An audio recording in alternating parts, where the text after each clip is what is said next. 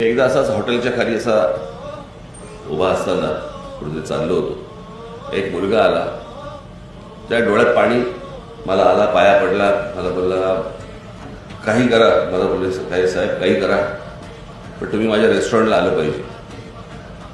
शिवलकर ना नाव होतं, शिवलकर. म्हटलं मी बघतो, म्हटलं कसा मला वेळ मिळतो. नाही मला माहिती नाही, मला तुम्ही यायलाच पाहिजे, काही करून यायला पाहिजे, जेवायला यायला पाहिजे. म्हटलं मी जेवणाचं नाही सांगत, म्हटलं मी म्हटलं यायचं बघतो. नाही बघतो मी, मला यायलाच पाहिजे. मी म्हटलं काय म्हणजे काय? मला तुमची लहानपणी भाषणं ऐकून मी प्रेरणा घेऊन परदेशामध्ये आलो आणि इथे रेस्टॉरंट सुरू केली.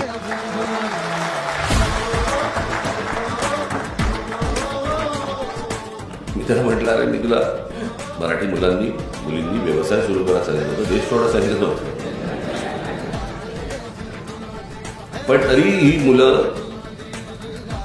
अनेक मुली या इथून जाऊन परदेशामध्ये स्वतःचं अस्तित्व निर्माण करतात. मी तुम्हाला सांगतो, मी जेव्हा तिथे गेलो खरंच थक्क झालो. मी जिकडे एसी असतं, म्हणजे रेस्टॉरंट जे असतं ते साधारणपणे 100 लोकांचं असं सिटिंग कॅपॅसिटी, आणि बाहेरच्या बाजूला 50 लोकांची साधारणपणे सिटिंग कॅपॅसिटी होती अधिकृत.